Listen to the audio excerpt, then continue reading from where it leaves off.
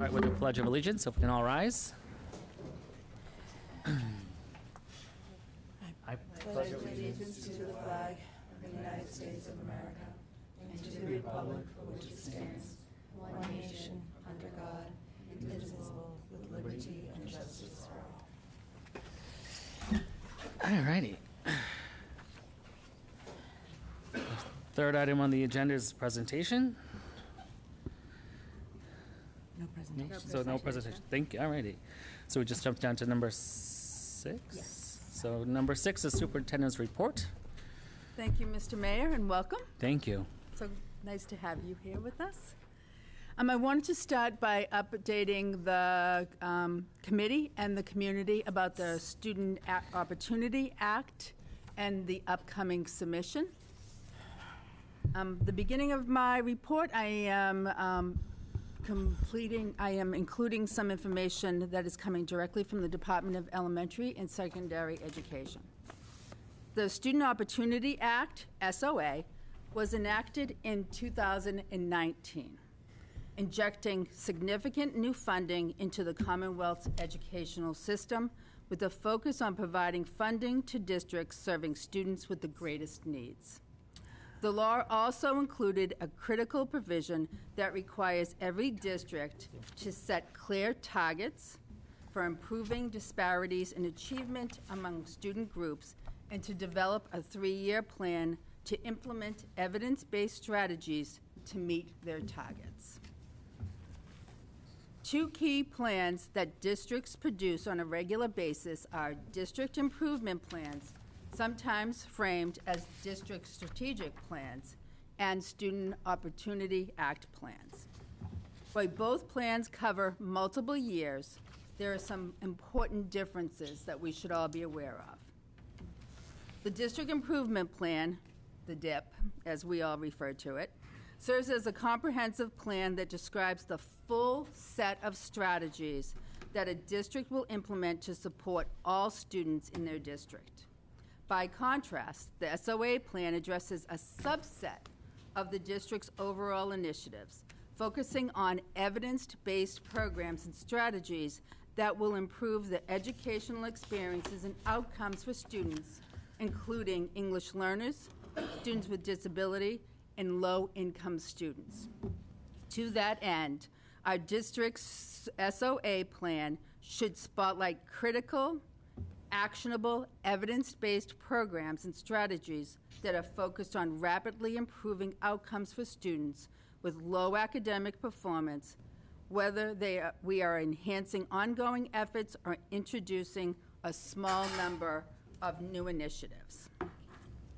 So that's how DESE describes what our work is in the next 3 months. The district must submit a plan to the school committee for approval in March. We will begin the process by reviewing student data and identifying our priority areas of focus and set improvement targets. We will then need to select evidence-based programs to address disparities in outcomes. We'll be asking for feedback and participation in this process over the next 2.5 months. On January 29th, the district-wide leadership, which includes teachers and administrators, will focus on reviewing the data, the targets, and provide feedback on evidence-based programs. In February, we are scheduling superintendents' coffees with parents and staff to have conversation about possible priority areas. I would like to extend an invitation to school committee members to attend the district-wide leadership meeting and/or any of the superintendent coffees. We will also survey all stakeholders over this time period.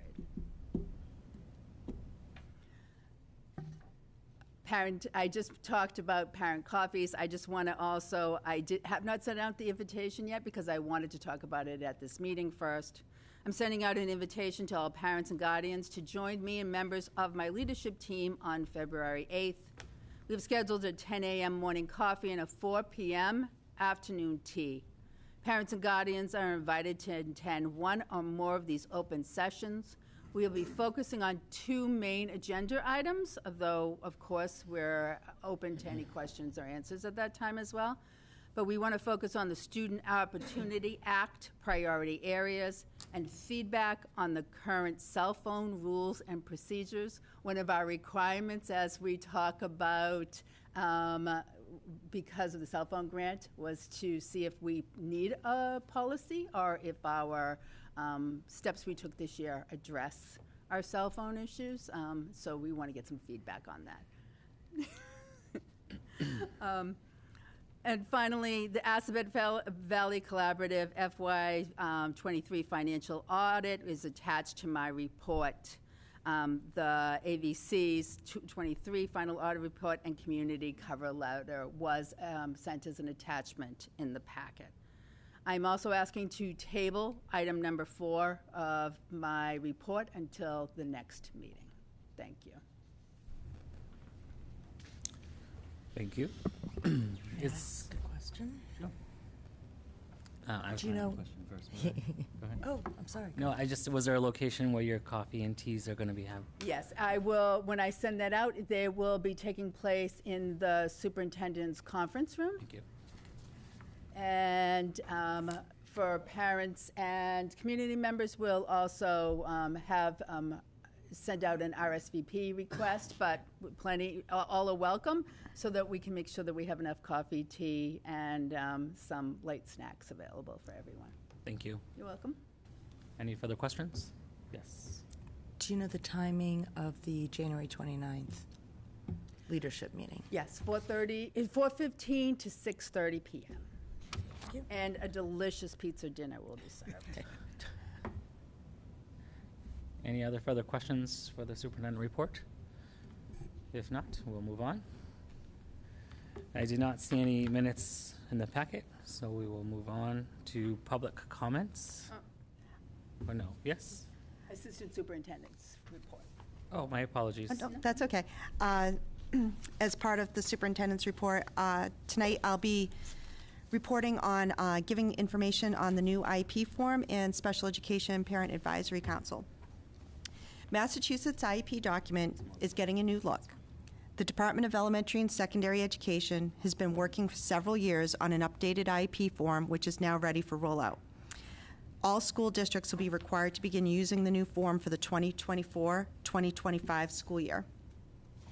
Marlborough Special Education Parent Advisory Council, otherwise known as CPAC, has not been an active group for several years. While there's been a state requirement that school districts have a CPAC, Marlborough Public Schools has had a waiver filed with Department of Education due to the lack of parents willing to take a leadership role. The district has been working with the Federation for Children organization to reactivate this council. Mr. John Fletcher, Director of Special Education, will be presenting more detailed information tonight on both special education topics. If there are any questions, please email them to Superintendent Murphy, and they'll be answered at a future school committee meeting. And I will turn it over to Mr. Fletcher. Mr. Mayor, congratulations and welcome, school committee. RJ, I'm colorblind, so I'm not sure if, oh, there we go. I haven't spoken to school committee for a while, so I was originally asked to do a slideshow presentation. When I presented my 80 slides to Ms. O'Brien, she revoked my privileges, so I'm just going to be going off here. Thank you, Ms. O'Brien. As Ms. O'Brien said, the last time the IEP was updated was in 2003. So it's been about 20 years. And for the last probably 3 or 4 years, the DESI's really been working on revamping and reissuing the IEP, and we have begun the rollout process. There was a couple districts, Waltham, Lowell, Springfield, some of the bigger districts did a pre-adopters rollout this year. So there's been a lot of trainings on the statewide level about this, and we're really taking off with it now. We're really excited for the opportunity. And the reasons DESI put out, and I think we're all in agreement that we needed an overhaul of the IEP, they really listed 3 areas. One is enhanced collaboration. They feel with the new document, there'll be better communication and collaboration between families, guardians, students, teachers, and the school districts to really get a better understanding of the unique needs the students that we work with. They also cite more clarity and consistency. You'll see that when we go through the IEP briefly. For example, the old IEP was 8 pages. This IEP is about 14 pages. So they really flush out a lot of the sections a little bit more and have us take a deeper dive into the students' needs. And then there's also a comprehensive documentation of the program, really, again, step by step going into what our students need and how we're going to get them there. And this new document really explains that. For the most part, I did hand you a copy of the document. If you're looking through it, it pretty much looks the same. But I did want to highlight about 8 differences in the IEP between the old one and the new one. And the first one that a lot of people find interesting right off is the very first page.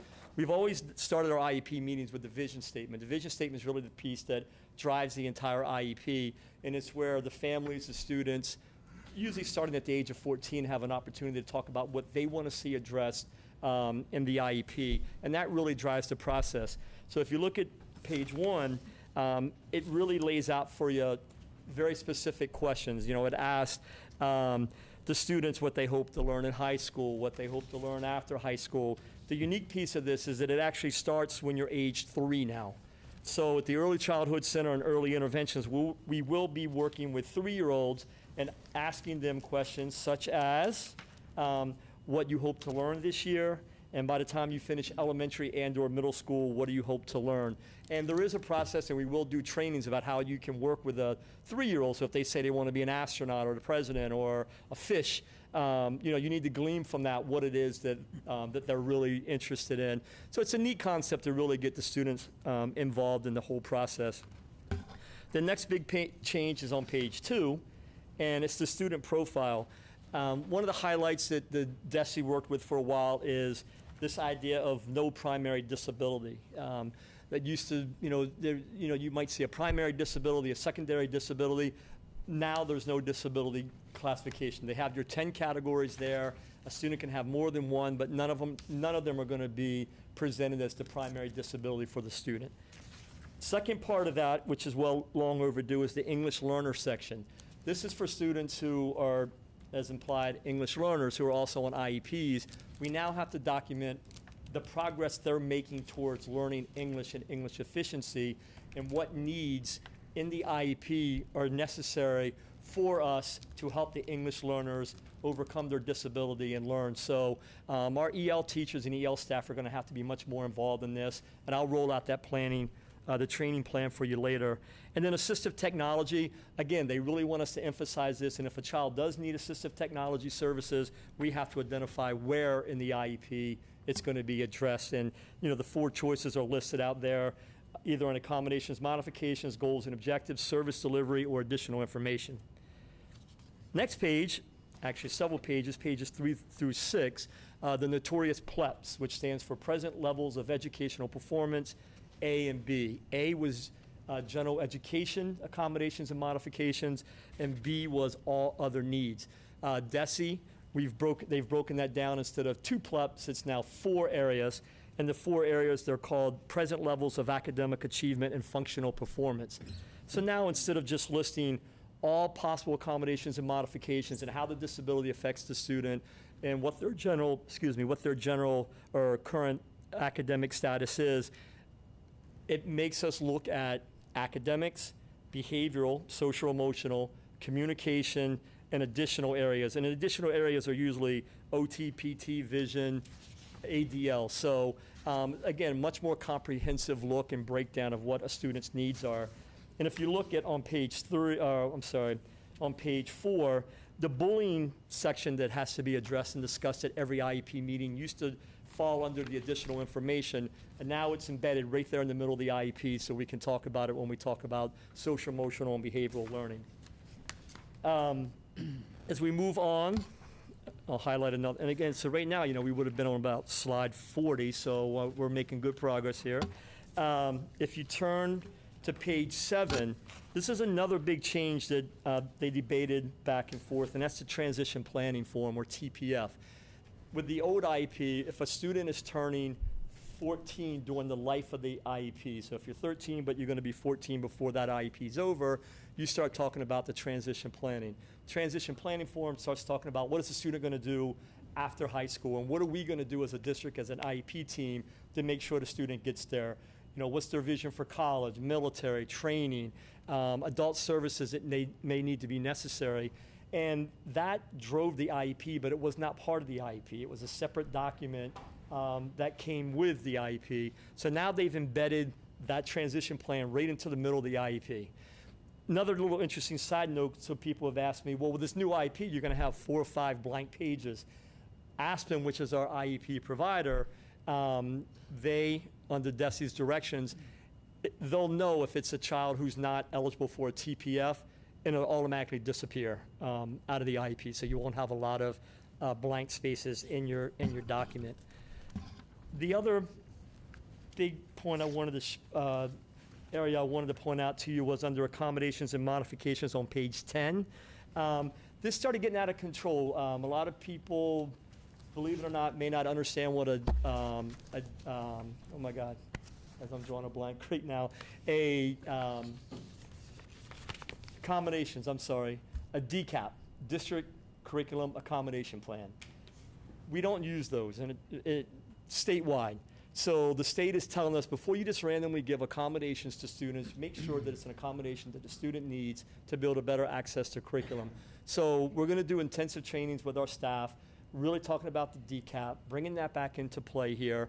And what DESI did to help with that is they said, we're going to make you really spell out why you need an accommodation and modification, and we're further going to break it down into particular areas. So you're going to have to specifically say what accommodation modification in the classroom, non-academic areas, extracurricular area, community, and workplace. And you're going to have to say what the accommodation and modification is, why you're using it, how the student's going to respond to it, how often they're going to use it, and where they're going to use it. So again, it really makes us dig deeper into what the child's needs are. My favorite part of this IEP, the next several pages are just the goals and service delivery, which pretty much stay the same. They look a little different. But if you turn to page 15, and it is called the Extended School Year Services page. I've also been the ESY coordinator for the last 5 or 6 years, and when you start to put together students' needs and plans for the summer, you'd have to dig through the service delivery grid where it was combined with the regular school year service needs. And sometimes things would get lost, they may not be specified. Well, now if a student qualifies for extended school year, you click that box, you automatically get another service delivery grid and transportation grid. So now when we're developing ESY services, we'll know exactly where to go, look into the IEP so we can better develop those services or provide those services for the summer. The rollout, again, everyone has to be using it by November. We've already well underway in the district. Myself and 2 of the ETLs went to a DESI train-to-trainer in October. On November, we trained all of our ETLs, the special ed administrators in the district, so that they could be trainers as well. On December 6th, we trained all the special education staff, OTs, PTs, speech, special education teachers. They're already working with this. If you look at the IEP, the name on it is Mickey Mouse. That is our practice IEP. A little side note on that is that Mickey Mouse has been in our system for about 8 years, and he's all the way up to the high school now. So by March, we hope to train the general ed teachers, paraprofessionals, behavior techs. By April, we will start reaching out to families and asking patient families that want to come do an IEP with us, understanding that it might be a little bit longer. We want to walk through, explain all the sections, ask for their feedback, and learn from that opportunity with the families. And then after April vacation, we want to start using the new IEP for all initials and reevaluations. And then again, by September, we have to be using it across the board for all of our students. So we will, through grant monies, we will be offering opportunities for additional trainings over the summer to help tweak some of the things to help us roll out this IEP. So we're very excited about it. There's been a new energy in the special ed department, I think, and they're really embracing this. You know, usually when change comes along, I think people get scared. They don't want to change from it, but I think people recognize that there were some areas of need that needed improvement, and I think this new document, although it's a little bit longer, first few meetings may take a little bit longer, it really is the best thing for the students, and it's going to help us better meet the needs of our students. So, and that form is also on DESI's website. If you want to look at it, they provide samples, they provide exemplars that you can look at and really get into that. Okay. With that, I'll roll into my second presentation, which is CPAC. As Jody, Ms. O'Brien said, CPAC is Special Education Parent Advisory Committee. We have not had one since pre-COVID. We are working under a waiver from DESI. because lack of parent participation. Really, it was lack of leadership. Keeping in mind that a CPAC is a parent advisory group, that they work in collaboration with us, but it's their project. They have to have their own board, their own president, their whole leadership team. So we've been working on this, and CPAC's another little side note. It's not a requirement under the Individuals with Disabilities Education Act, but in Massachusetts it is a requirement under Mass General Law 71B Section 3 and the Code of Massachusetts Regulations 2807 that says that we have to have a parent advisory group that represents special education. And it's not just special education students. It can be 504 students. It can be anybody who's involved. It can be homeschool. It can be private school, out of district. Everybody's invited to be a part of the CPAC team. What we've done is we've started working with as Jody said, the Federation for Children with Special Needs, and they run what we call MassPAC. And MassPAC is the organization that oversees regular parent advisory groups, special ed advisory groups, EL advisory groups, and you pay a membership in, and it's de minimis. And what they do is they provide you trainings, ongoing trainings, live and or virtual. They offer a wide variety of topics, and they're working with us to help kick off this new CPAC. We actually have our first meeting scheduled for January 25th at the Wickham Commons, and we will send out a more clear, we've sent that out to the families, and we've already had a very high response of people who are interested in being involved with this. So when you go through, in that meeting, we're going to have babysitters and food. That's always a good way to get people out, as well as interpreters for our families. So again, we've got a good response of families that are interested in doing this. And just kind of the steps of where we've been and where we are and where we're going to be with the CPAC is the first thing we needed to do was develop a list of potential parents who are interested.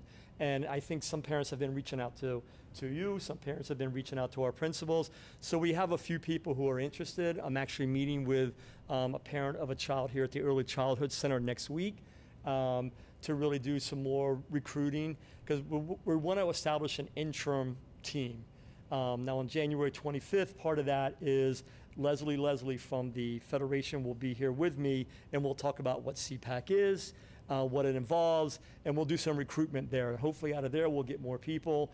I will follow up quickly after that with another meeting with interested families, and we will develop an intern team. Once we get that intern leadership team, they'll be coming to school committee and presenting to you guys what they plan to do, what they hope to do. We do already have our bylaws and mission statement, but obviously that'll have to be reviewed and updated. The Federation does keep copies of all of those, so even though we've been inactive for 4 or 5 years, we still have them. They're in pretty good shape, but obviously the intern leadership team will take a look at that and present that to the school committee.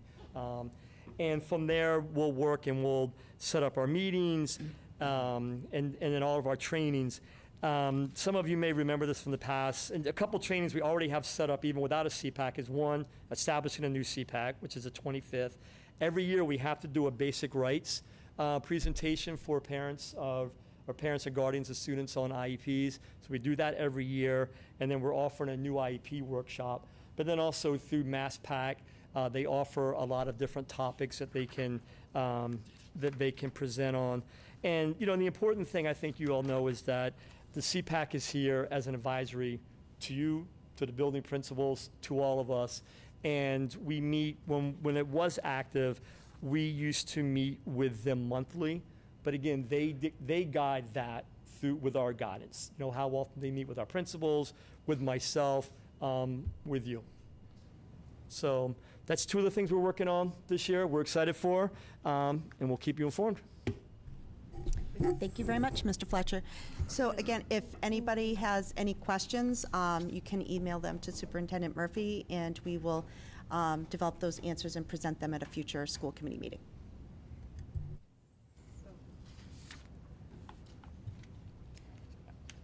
Okay. I don't, okay. I think there's a few questions here, but we'll get them to you. Alrighty. Moving on. Anything else? So we'll go on to public comment. Is there any public comments today? Do I ask 3 times before we move on? Yeah. Is that the rule? Yep. Going once, public comment. Any public comments? Going twice, public comments. 3rd time's a lady, public comments? No? All right, we'll move on from that.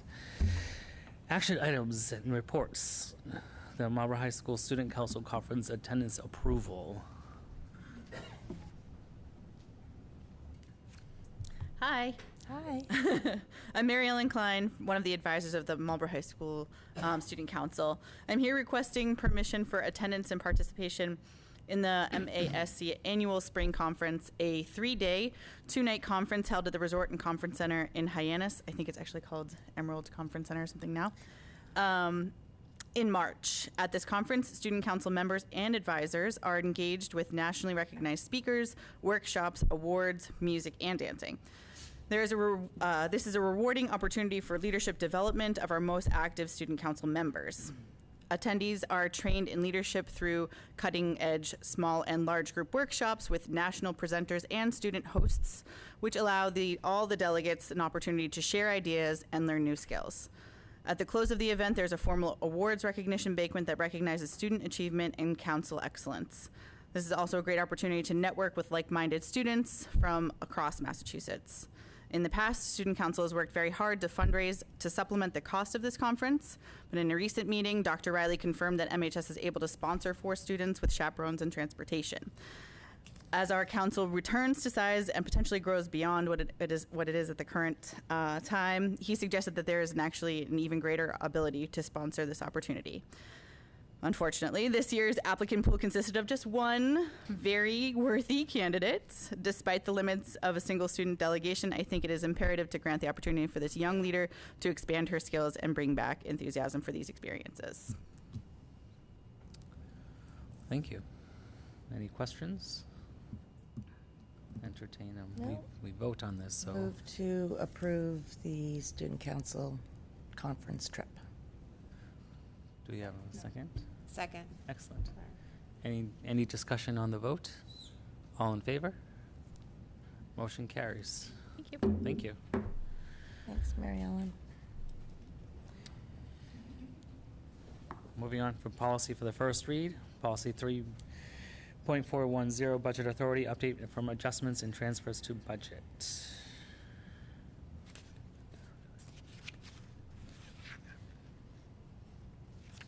Mr. Caruso, I believe that's you. Oh, I'm sorry. Somebody want to? I used to be in any position of any kind of authority. It is, yes. As you know, our chair is not here this evening, and rather than trust me with this important task, we're going to ask to move this on. This is the first read anyway, so we have a chance to look at it. Any questions? Obviously, I can answer a few of them since I was at the meeting, but if not, you can wait till the next meeting. So, motion to move this on. Is that a motion to table till the next meeting? Well, it's a motion to accept it for first read. First read, which is same Thank you. thing, All righty. only different. It's on table. Do we have a second? Second. Second. Any discussion? If not, all in I think that if anybody does have any questions, they should probably forward them to Catherine in the meantime before next meeting, Thank you. rather than wait till then. Any- Or me. I know what to answer it to. Any further discussion? If not, all in favor? Motion carries. Excellent. Next item will be the Director of Finance and Operations Interview Committee and timeline. Yes, we are extremely sad but excited for Director of Finance and Operations, Mr. LaFleur, who is intending to retire at the end of this year. So we appreciate everything that he's put into place and will continue to put into place for the rest of the year. But Patty Brown is here to help talk about and lead some of the discussions regarding the timelines and proposed search and timelines that are at your seats. Okay, so I brought for you copies of the timelines, but they already have Yeah, them. Okay. Yep. Okay, good. So we put together a timeline that we think is pretty aggressive, but also in keeping with the needs of trying to fill a position of this level at this time. Hiring has changed quite a bit, and we need to change with it. So we have truncated our process. And we posted the job shortly after we learned that Mr. Lafleur was going to be retiring. We posted on January 4th. And today we're just going over the timeline. We'll be asking that the committee consider 1 or 2 members who would be willing to serve on the search committee. And I'll go over the makeup of the committee as well. So we'll have interviews from the 16th to the 19th of January. We'll check references between the 19th and the 22nd.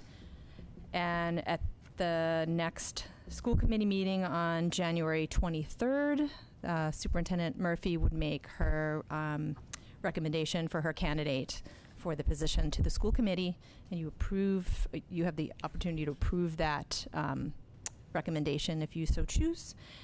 And then after that is the negotiation, January 26th, of the salary and a contract. Of course, everything is always contingent upon background checks and all of that, as would be expected for a public school. Within our process, we're doing application review now. Superintendent Murphy and I are looking at the applications that have come in so far and the ones that will continue to come in. And then we would have 1 or 2 school committee members on the committee, the superintendent, the 2 assistant superintendents, myself, and the current director of finance and operations, Tom Lafleur, to add his expertise to that search process. So with that, I wanted to ask if anybody had any questions or if anyone was interested in serving on the search committee with us. Thank you. I'd be interested in serving on the committee. The only drawback I have is my flexibility for that interview period. Are we doing them daytime, nighttime? Is it all over? Well, I'll check availability once I know who the members are. Okay. Anyone else? So I did it the last time along, I think, was Heidi? With Heidi did it as well. Yes. So, I will do it again if, but unless someone else wants to do it. I'm always available if you need me, but certainly. Well, if you'd like to do it. No, it's fine. You can do it. Yeah. It's really either way. But I am always available if it's an issue during the daytime. Okay. And maybe we should just check with the other 2. Can we check with them and then get back to you? Yes, absolutely. Yep. Okay. Check with the other 2. Yep. But in terms of the timeline, is everyone comfortable with the timeline and the process that we've set forth? It is aggressive. You said you posted it on the 4th? We did. Yeah. Yep. Have we had any? I know it's only been a few, but have We've we had gotten 4 applicants so far. Mm-hmm. Yep. That's promising. It is. What's the ideal start date? So July 1st technically is the ideal start date, although I do think we may want to have some discussion about some overlap time with Tom while he's here, so there can be transition of that important work. Yeah, that was my concern, but thank you. Okay. May I ask a process question?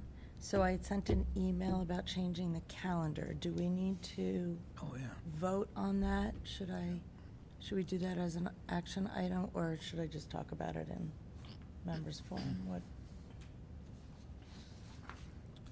Do you recall? The date from the 23rd I do. to I 30th. think It's in April. potentially you'd be Because looking it's- for a suspension of the rules because it's Agreed. Right. that. Yeah. Yeah. Or we Uh, can just add it to yeah, next I think you would. agenda. Yeah, and actually, you can wait till the next agenda. It's not imperative. next I one. just wanted to make sure. Yeah, that- we'll put it on the Okay. agenda for the next Okay. meeting So, as an thank action you. item. Yes. For an action An item. item. Oh, Okay. sorry. Thank you. Was there any other questions and concerns regarding the timeline of the interview process? No? Oh, good. Okay. All righty. Thank you very much. Last on action items is the acceptance of donations and gifts. It's a 2-pager. You have to What am I go missing? through the donations and Yes, gifts. yes, If yes, you yes, look in your yes, yes. packet, you have to read Well, I was each gonna- one and the money. Or I Can we believe do- I was told that we can accept them all at the same time with one vote, correct? Do we have to do each individual? Because it's all one thing. Yes. What do you mean it's all one company. No, it isn't. No. There's 2 pages of them. Oh, wait. There's a lot of them. The first it was backwards. So, no. Yeah, there are 2 full pages worth. They were just presented to us in the packet. So all the Backwards. O'Connors can be accepted together? Yes, the Yes. O'Connors can Yeah. be accepted together. See how it's O'Connor here and O'Connor there? Okay. You can read them all as one, but no, the second page after this. Yep, I'm with you. Right, that whole page. You gotta do each one individually. Okay. And vote individually? Mhm. Okay. So, first one will be the O'Connor Studios. We don't have a complete total, so Kane Schools, $1,296.35. Richard Schools, $1,291.34.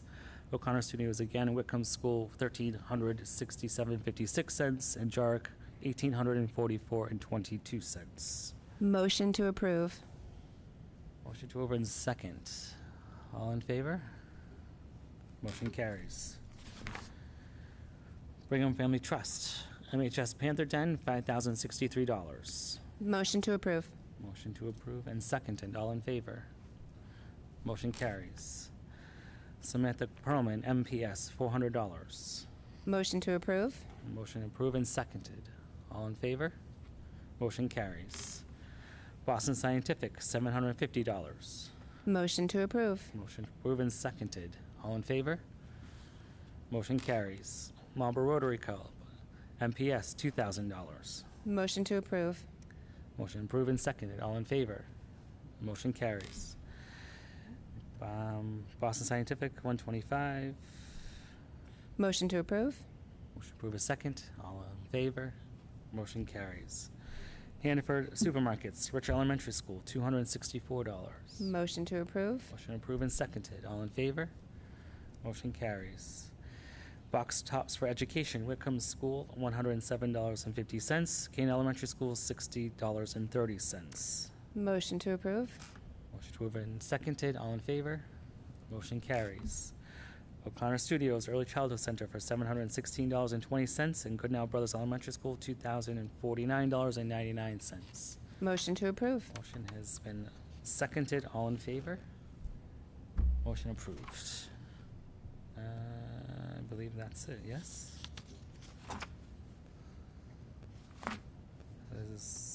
That is all of them, correct? Alrighty. That is it for action items. Well, that was fun. Alrighty.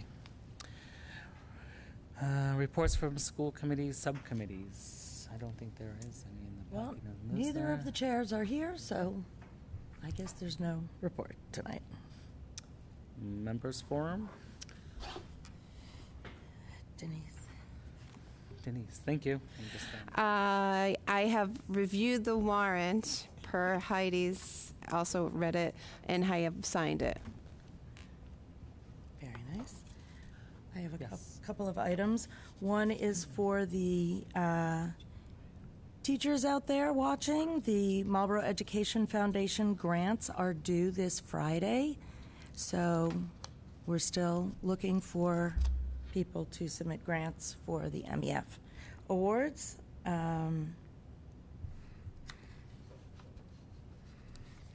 That's it for now. okay. Anyone else? Alrighty. That's it, yes? Motion to adjourn? It's too good to be true. Motion to adjourn? Motion to adjourn. What? Are we not going to talk about your calendar thing? I'm not going to mention the calendar? No, it's going to go on No, the I'm gonna next. put it on the Oh, agenda. well, I can, Seconded.